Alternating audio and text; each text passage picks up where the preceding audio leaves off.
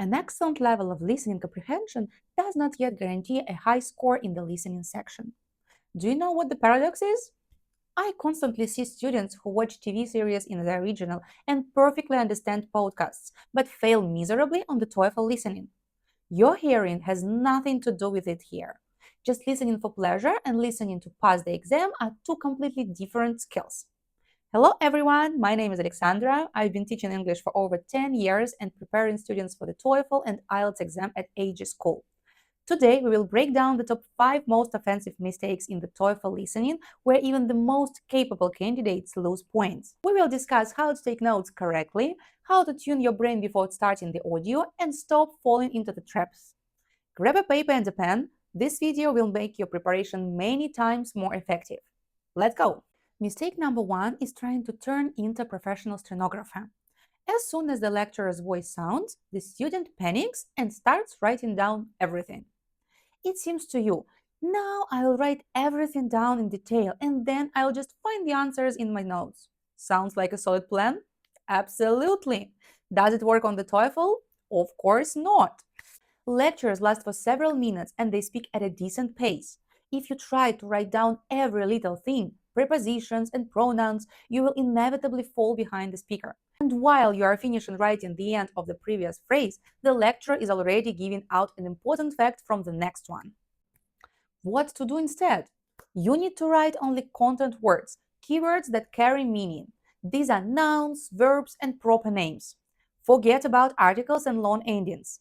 Actively abbreviate everything you can. Try to throw absolutely all the vowels out of a long word. I assure you, having read the notes, you will still understand what this word is.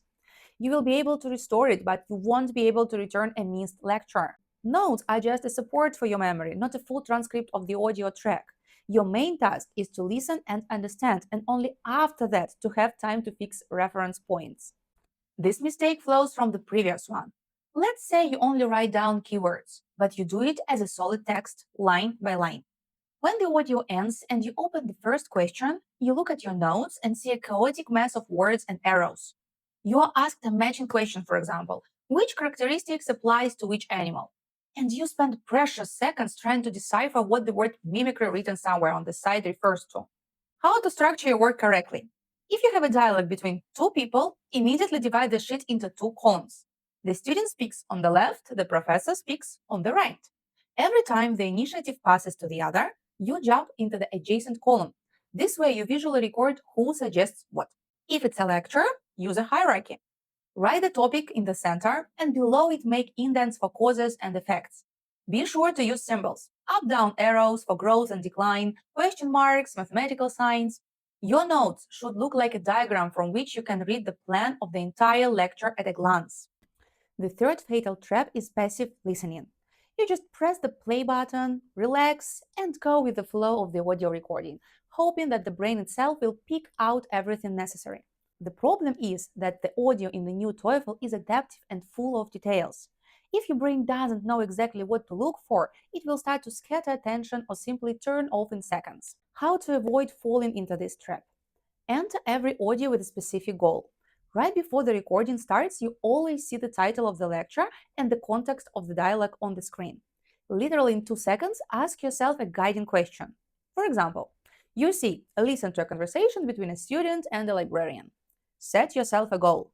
So now I must find out what problem the student came with and whether they will give him the solution. If it is a biological lecture, tell yourself, my task is to catch the main idea of the biologist and the 2 examples that he will definitely give. With such a mental plan, you cease to be a passive listener. Your brain turns into a locator waiting for specific information. The fourth mistake. You wrote down all the facts in detail, perfectly remember the chronology of events, but the question appears on the screen. What is the professor's attitude toward the student's idea? You frantically look into your notes, and there is only dry data. On the TOEFL, attitude questions or questions assessing the hidden meaning of a phrase pop out pretty often. It's important for examiners to check whether you understand the emotional subtext: sarcasm, doubts, enthusiasm, or disappointment. Remember one strict rule. TOEFL tests not only accuracy but also the ability to read between the lines. If the professor says the phrase, well, that's one way to solve it, He is most likely mildly criticizing the student method, not approving it. Listen to how people speak, not just what they say. Caught the student's heavy sigh? Put a sad smile face or a minus sign on your notes. Did the professor perk up? Put a plus. The exam requires you to have empathy and the ability to recognize hidden intonations just like in real life. And the fifth most common mistake that destroys scores. The lecturer speaks quickly and suddenly you hear a complex, completely unfamiliar word. What do most do? The brain stumbles. You begin to frantically think, what does this mean? Maybe it's somehow related to what he said earlier. About 10 seconds pass, you return to reality and realize that the lecturer has already gone far ahead and you have lost the thread of the narrative. Panic begins. Because of one missed word, the entire lecture fell apart. What to do in such situations? You must develop a tolerance for uncertainty. There will always be terms that you don't know. Examiners do this on purpose, but almost always the meaning of this term is either explained by the lecturer in the next sentence or does not affect the correct answer at all.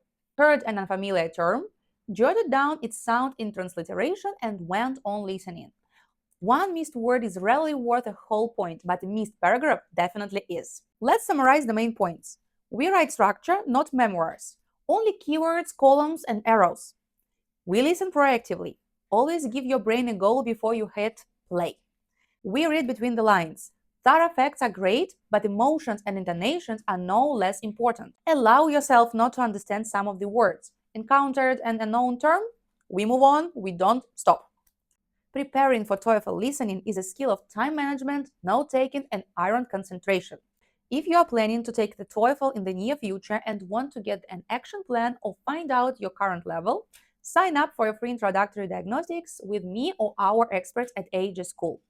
We will analyze your situation, set realistic goals, and draw up a step-by-step preparation plan for the 2026 format. The link is in the description below the video.